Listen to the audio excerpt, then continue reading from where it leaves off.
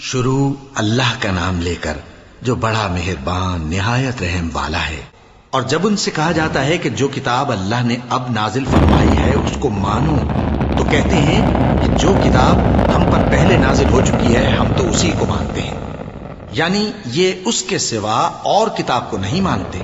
حالانکہ وہ سراسر سچی ہے، اور جو ان کی آسمانی کتاب ہے اس کی بھی تصدیق کرتی ہے۔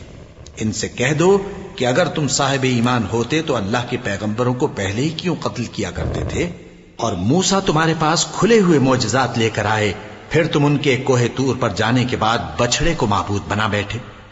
اور تم اپنے ہی حق میں ظلم کرتے تھے۔ اور جب ہم نے تم لوگوں سے پختہ عہد لیا اور کوہ طور کو تم پر اٹھا کھڑا کیا اور حکم دیا کہ جو کتاب ہم نے تم کو دی ہے اس کو زور سے پکڑو اور جو تمہیں حکم ہوتا ہے اس کو سنو، تو وہ جو تمہارے بڑے تھے کہنے لگے کہ ہم نے سن تو لیا لیکن مانتے نہیں، اور ان کے کفر کے سبب بچڑا گویا ان کے دلوں میں رچ گیا تھا۔ اے پیغمبر ان سے کہہ دو کہ اگر تم مومن ہو تو تمہارا ایمان تم کو بری بات بتاتا ہے۔ کہہ دو کہ اگر آخرت کا گھر اور لوگوں یعنی مسلمانوں کے لیے نہیں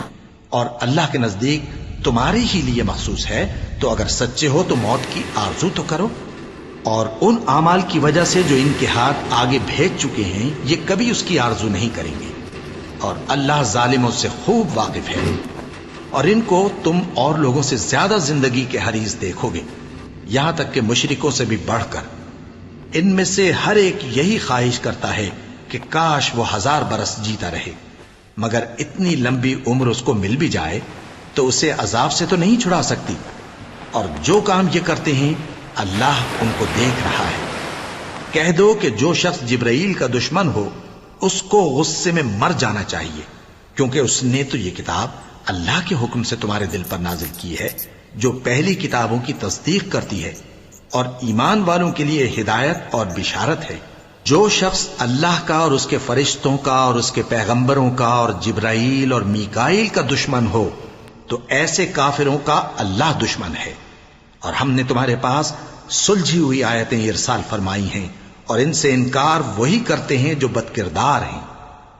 ان لوگوں نے جب جب اللہ سے کوئی عہد کیا تو ان میں سے ایک فریق نے اس کو کسی چیز کی طرف پھینک دیا۔ حقیقت یہ ہے کہ ان میں اکثر بے ایمان ہیں۔